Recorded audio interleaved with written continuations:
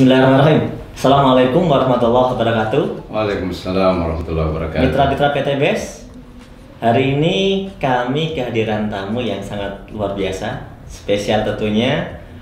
Di depan saya ada salah satu dari tim konsultan Eco Farming. Beliau adalah Bapak Jamaluddin Al-Afghani. Selamat datang Pak Jamal. Terima kasih. Di kantor PTBS. Beliau selaku Widya Suara bidang pertanian organik di Kementerian Pertanian. Kemudian beliau juga asesor pertanian organik Lembaga Sertifikasi Profesi Pertanian Kementerian Pertanian. Ya. Hari ini kami mau bincang-bincang nih dengan Pak Jamal ya. Tentunya terkait dengan produk yang dipasarkan oleh PTBS, yaitu adalah produk Eco Farming. Nah, produk Eco Farming ini sangat luar biasa penjualannya, sangat ramai sekali, sangat laku sekali. Namun tentunya banyak sekali mitra-mitra atau mungkin masyarakat yang sebenarnya belum paham betul seperti apa sih sebenarnya kinerja Eco Farming ini. Nah, yang pertama saya mau tanya, seperti apa sih Pak pupuk Eco Farming ini sebenarnya secara garis besar ya? Ya, baik Pak Nur, terima kasih. Jadi para sahabat sekalian, Eco Farming ini kebetulan kami sudah melakukan beberapa kali uji laboratorium terkait dengan kandungan-kandungannya. Jadi yang pertama tentu kalau yang sudah ada di kemasan yang sudah sering kita lihat adalah ada kandungan C organiknya. Nah, C organik ini adalah merupakan salah satu bahan yang sangat vital dalam memperbaiki kualitas tanah ya. Jadi tanah yang baik itu diindikasikan dengan C organik yang semakin tinggi. Nah, saat ini kondisi tanah kita kenapa masuk dalam kategori kurus? Karena C organiknya rata-rata kurang dari 2%, bahkan saat ini menuju ke 1%.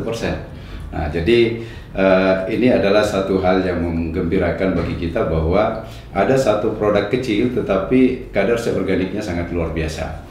Kemudian yang kedua ada kandungan N-nya, P-nya, K-nya. Ya sekalipun dalam jumlah yang kecil, tapi ingat bahwa memang untuk bahan organik tidak ada NPK yang di atas 5 ya.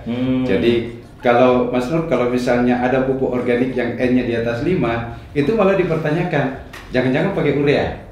Jadi secara peraturan memang nggak boleh. Nggak boleh. Meskipun di Kementerian Pertanian kita membolehkan N itu sampai di angka 6, tetapi kalau bicara di sertifikasi, rata-rata lembaga sertifikasi organik akan mencari ada apa sebenarnya kenapa sampai di atas 5, dan pada akhirnya rata-rata mereka tidak merekomendasikan bahwa itu produk organik. Jadi kalau organik murni jarang sekali kita dapatkan di atas 5.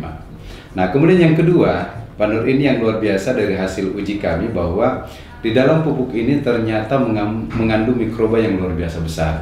Jadi kalau misalnya nilai NPK-nya kecil tetapi mikroba penambat nitrogen itu yang tinggi, sehingga dia bisa mengambil nitrogen yang ada di udara. Ingat ya, di udara ini ada nitrogen sekitar kurang lebih 80% yang bisa diambil oleh mikroba di dalam tanah. Mereka juga mikroba-mikroba ini, kalau bahasanya kepala badan kami kemarin mengatakan bahwa mikroba ini ibaratnya adalah pasukan khusus. Pasukan khusus yang bekerja di dalam tanah, merombak bahan organik, menyiapkan nutrisi-nutrisi sehingga unsur hara tanah ini tercukupi untuk dimanfaatkan tanaman.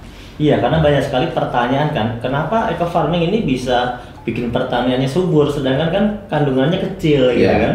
Nah, termasuk juga mungkin gini Mas Nur, bahwa masa sih benda sekecil ini bisa digunakan untuk 1 hektar gitu ya. Nah, saya ingin jelaskan para sahabat mitra PTBS dimanapun berada, di dalam satu tub Eco Farming ini hasil uji lab kami yang baru keluar kurang lebih 2 minggu yang lalu ya, kurang lebih 2-3 minggu yang lalu, itu mengindikasikan bahwa jumlah mikroba positif yang ada dalam 30 gram itu 150 miliar. Nah, padahal dalam kondisi belum diapa-apain ya? Belum diapa-apain. Nah, ada 150 miliar. 50 miliar. Itu minimal dari 5 kali ulangan di dalam pengujian di laboratorium, itu nilai terkecil adalah 150 miliar. Nilai tertinggi diperoleh 189 miliar. per 1 tub. Jadi kalau kita ambil tengahnya itu kurang lebih sebenarnya 170 miliar rata-rata gitu. Rata-ratanya ya. Tapi itu maknanya apa? Maknanya begini, dengan mikroba yang dalam jumlah yang besar itu ketika kita aplikasikan ke tanah sebenarnya tidak perlu langkah awal tidak perlu sebenarnya kita lakukan pengembangbiakan lagi, fermentasi gitu ya. Itu yang pertama. Yang kedua, ketika kita aplikasikan ke tanah di dalam satu kali aplikasi, misalnya kemarin saya membuat sebuah catatan kecil bagaimana kita breakdown di dalam dalam 1000 ml itu ada 150 miliar misalnya. Nah, artinya setiap 100 ml itu ada kurang lebih 15 miliar. Nah, jadi dalam 50 ml itu ada 7,5 ada sekitar 75 miliar ya, ada sekitar 7,5 miliar maksud saya. Ada sekitar 7,5 miliar dalam satu tangki. Dalam satu tangki yang dicampur yang dicampur dengan 15 liter air. Nah, ini artinya apa? Mikroba yang begitu banyak ketika kita aplikasikan ini, pertama ketika dia turun ke tanah, mereka akan berkolaborasi untuk memperbaiki kualitas tanah. Dan mereka ini karena jenisnya banyak, penambah nitrogen, ada pembuka stomata. Nah ini yang unik lagi, pembuka stomata, Mas Nur. Apa fungsinya pembuka stomata? Stomata itu kan ada waktu-waktu terbuka secara alami. Ya, sampai jam 10-an. Ya, nah, tetapi dengan menggunakan eco farming ini, ada mikroba yang kerjanya memang membuka stomata di luar jamnya. Jadi bisa bertambah lama gitu terbukanya. Ya. Nah, sehingga kenapa kemudian teman-teman misalnya di sawit ya. Tadi kita dengarkan ada tamu dari Bengkulu mengatakan ada petani yang mengaplikasikan baru sekali, tadinya daunnya itu nggak bisa terbuka untuk keluar sawitnya, baru sekali aplikasi ternyata udah pada keluar setelah 28 hari. Nah, akhirnya mereka mengatakan, wah ini baru kali ini saya pakai pupuk yang bisa membuka daun secepat itu. Nah, kenapa itu bisa terjadi? Karena kerja mikroba. Nah, sebenarnya di dalam eco farming ini ada mikroba apa aja Pak yang sudah diteliti? Kita kemarin itu baru kurang lebih sekitar 8. Jadi ada mikroba aerob. Mikroba aerob ini sangat bagus untuk memperbaiki kualitas tanah, kualitas air ya. Sehingga kalau misalnya ada lahan-lahan yang kondisi airnya kurang bagus, nah itu bisa diperbaiki dengan mikroba aerob. Kemudian ada pelarut fosfat. Nah, di dalam tanah kita, Mas Nur, hasil residu-residu dari pemupukan yang menggunakan anorganik itu banyak sekali fosfat-fosfat yang tersedia, tidak larut. Nah, dengan menambahkan eco farming itu akan melarutkan fosfat-fosfat tersedia sehingga tanpa dipupuk P pun tanaman sudah tercukupi.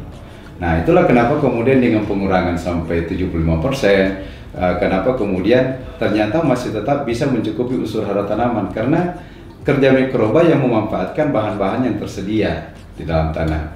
Kemudian ada mikroba yang fungsinya juga adalah untuk melarutkan residu. Jadi residu-residu dari hasil sisa-sisa racun, pestisida segala macam itu bisa dilarutkan sehingga tanah menjadi lebih sehat.